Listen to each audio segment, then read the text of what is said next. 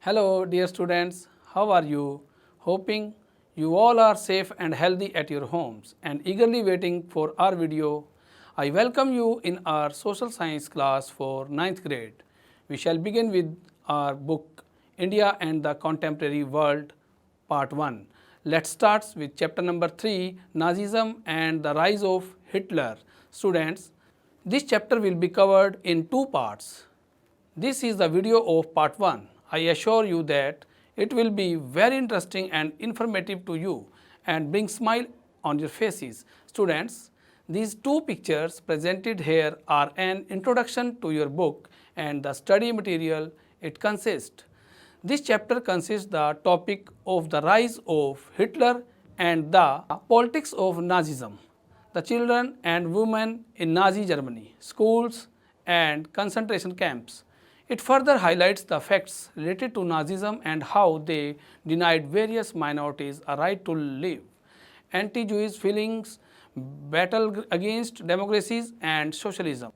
But in this part, we will study only the political transformations of Germany from monarchy to democracy, republic, that is, the birth of the Weimar Republic, the effect of the world wars, political radicalism and economic crises, the years of depression, Hitler's rise to power, the destructions of democracy, reconstructions of Germany under Hitler and the Nazi rule. Students, you might have heard people using the word Hitler for anybody who cruel and heartless. Hitler become a symbol of brutality and harshness. Did somebody so inhuman actually exist in the history of mankind? Was he born with such a cruel personality, or his circumstances made him so? So, dear students, whenever we talk about somebody's personality traits, we always have an ideology behind it. So, what could have been the ideology behind Hitler's personality? Let's find out. A little 11-year-old German boy called Helmut. In the spring of 1945, he was lying in bed when he overheard his parents discussing something in serious tones. His father, a prominent physician, deliberated with his wife whether the time had come to kill the entire family or if he should commit suicide alone. His father spoke about his fear of revenge, saying, "Now the Allies will do to us what we did to the crippled and Jewish." Students, next day his father committed suicide in his office. In May 1945, Germany surrendered to Allies. Anticipating what was coming, Hitler, his propaganda minister Goebbels, and his entire family committed suicide collectively in his Berlin bunker in April. Now, there must be some question in your mind also, like why his father and other Nazi leaders were committed suicide. What happened with the crippled and Jews, and who were Nazi and Nazism, and who were allies? Let's try to find out the answer of these questions. Students, to answer of these questions, one should have to go in the background of the history of Europe approx 30 years back. In the early years of 20th century fought the First World War, 1914 to 1918. Yes, students, you are going to get the answer of the question, who were allies? It was a time of imperialism and colonizations when the countries of Europe were divided into two powerful blocs or group. The first is the Allied powers and the second is the Central powers. France, Great Britain, Russia, Italy, Romania, Japan and United States of America were the member of the Allied powers, and Germany, Austria-Hungary, Bulgaria and the Ottoman Empire were the members of the group, the Central powers. All joined the war enthusiastically hoping to gain from a quick victory. Little did they realize that the war would stretch on, eventually draining Europe of all its resources. Germany made initial gains by occupying France and Belgium. However, the Allies, strengthened by the US entry in 1917, won, defeating Germany and the Central Powers in November 1918. The defeat of Imperial Germany and the abdication of the Emperor gave an opportunity to parliamentary parties to recast Germany polity. A National Assembly met at Weimar and established a democratic constitution with a federal structure. Students, do you know what is the federal structure? A federal system of government is one that divides the powers of government between the national or federal government and state and local governments. A German National Assembly gathered in the town of Weimar in the state of Thuringia after the 19 January 1919 federal elections in order to write a constitution of Reich. The nation was to be democratic federal republic governed by a president and parliament. Deputies were now elected to the German parliament or Reichstag on the basis of equal and universal votes cast by all adults including women. Now in Germany, government system was changed from monarchy to republic, known as Weimar Republic.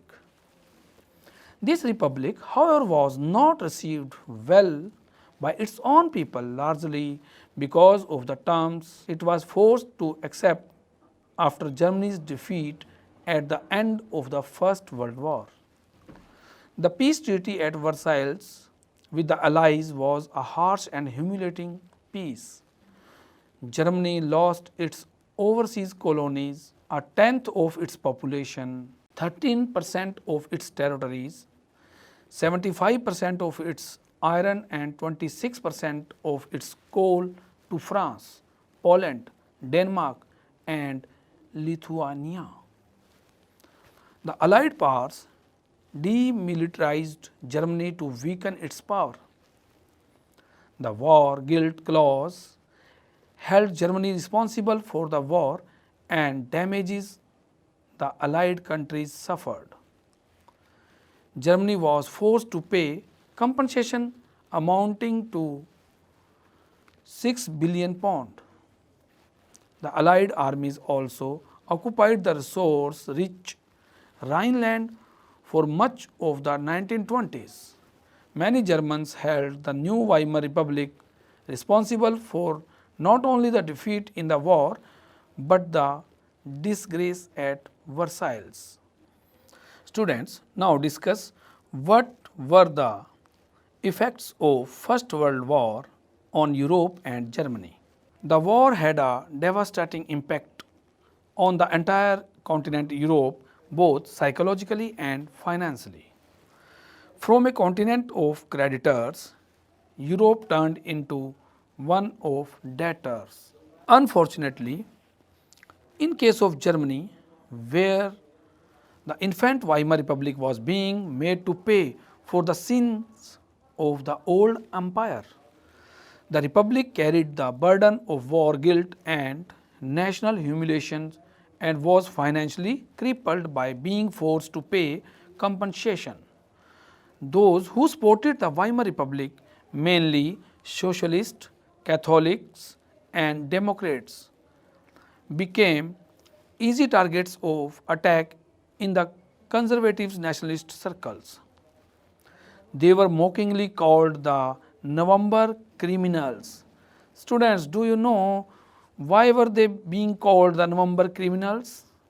The nickname November criminals was given to the German politicians who negotiated and signed the armistice which ended World War I in November of 1918. The November criminals were named so by German political opponents who thought the German army had enough strength to continue and that surrendering was a betrayal, or many of the November criminals were a part of the early resistance members who eventually spearheaded the German revolutions of 1918-1919, several of which went to serve as heads of the Weimar Republic, which would serve as the basis for the post-war German reconstructions in the year to come. Students, this mindset of German nationalists had a major impact on the political developments of the early 1930s. As we will read further, the First World War left a deep imprint on European society and polity, especially in German.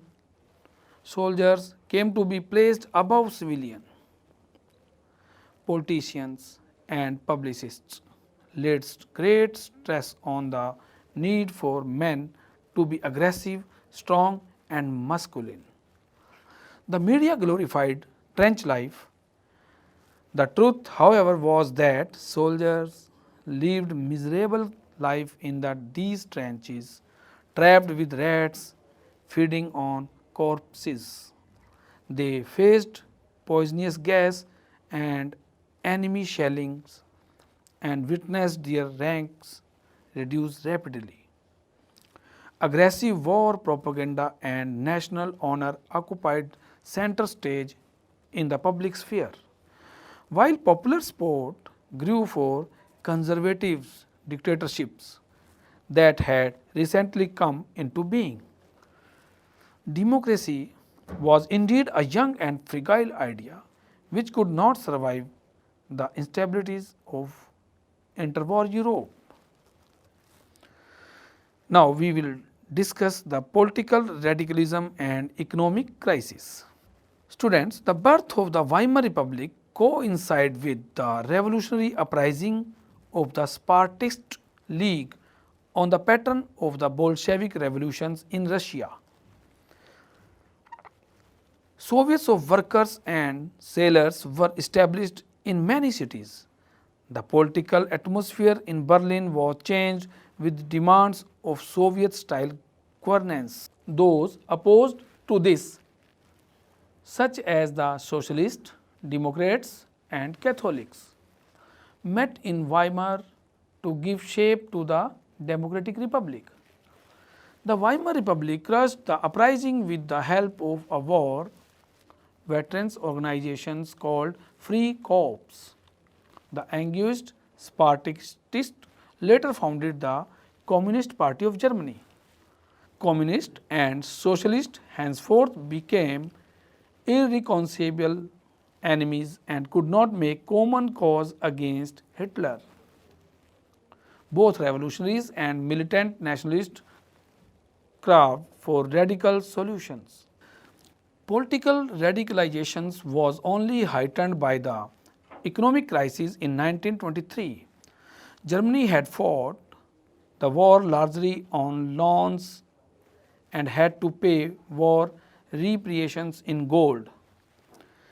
Students, this depleted gold reserves at a time resources were scarce.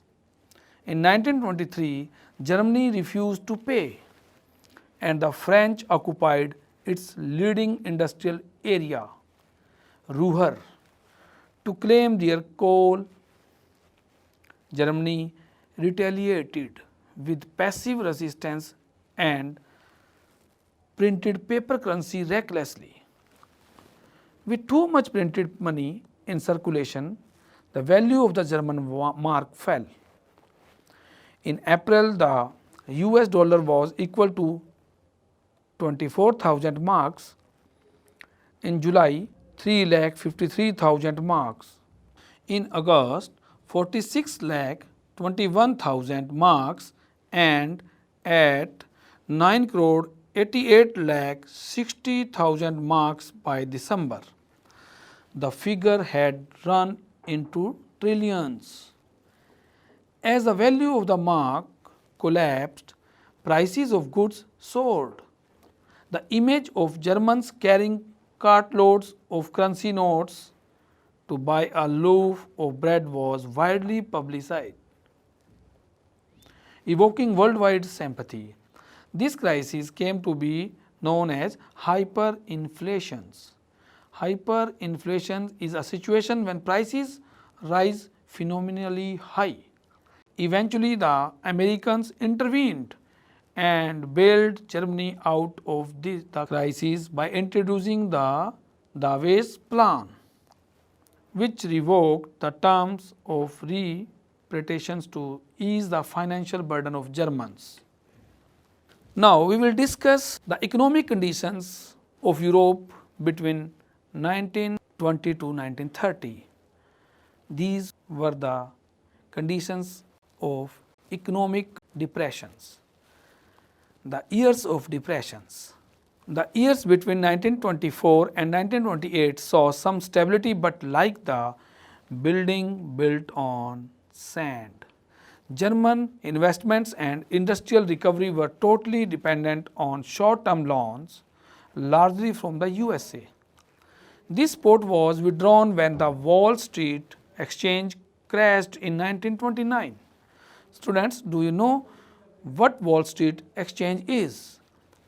Wall Street is a street located in the lower Manhattan section of New York City that is the home of the New York Stock Exchange, or NYSE, an umbrella term to describe the financial markets and the companies that trade publicly on exchanges throughout the United States. Fearing a fall in prices, people made frantic efforts to sell their shares. On one single day, 24 October, 13 million shares were sold. This was the start of the Great Economic Depression. Over the next 3 years, between 1929 and 1932, the national income of the USA fell by half. Factories shut down, exports fell, farmers were badly hit, and speculators withdraw their money from the market. The effect of these recessions in the US economy were felt worldwide. As we know, the German economy was dependent on US investment. Now the investors were turned back and the German economy collapsed by the economic crisis. By 1932, industrial production was reduced to 40% of the 1929 level. Workers lost their jobs or were paid reduced wages. The number of unemployed touches an unprecedented 6 million. On the streets of Germany, you could see men with placards around their necks saying, "Willing to do any work." Unemployed youths played cards or simply sat at street corners or desperately queued up at the local employment exchange. As job disappeared, the youth took to criminal activities and total despair became commonplace. The economic crisis created deep criminal activity. The economic crisis created deep anxiety and fear in people.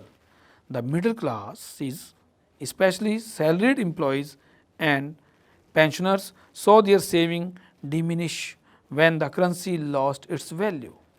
Small businessmen, the self-employed and retailers suffered as their businesses got ruined. These sections of society were filled with the fear of proletarianization and anxiety of being reduced to the rank of the working class, or worse still, the unemployed. Only organized workers could manage to keep their heads above water, but unemployment weakened their bargaining power. The large mass of peasantry was affected by a sharp fall in agricultural prices, and women unable to fill their children's stomachs were filled with a sense of despair. Students, there were some political shortcomings in the Weimar Constitution. Due to these two, the Weimar Republic was fragile. Let's know some of these. The Weimar Constitution had some inherent defects which made it unstable and vulnerable to dictatorship. One was proportional representation. This made achieving a majority by any one party a near impossible task, leading to a rule by coalitions. Another defect was Article 48, which gave the President the powers to impose emergency, suspend civil rights, and rule by decree. Within its short life, the Weimar Republic saw 20 different cabinets lasting on an average 239 days and a liberal use of Article 48. Yet the crisis could not be managed. People lost confidence in the democratic parliamentary system, which seemed to offer no solutions. Students, these were the conditions Hitler and his party was closely watching the situations. Students, very soon you will get our next video in which we will discuss the remaining part of this chapter. Let me take leave now. Thanks for watching this video carefully from the beginning to end. Stay fit and healthy.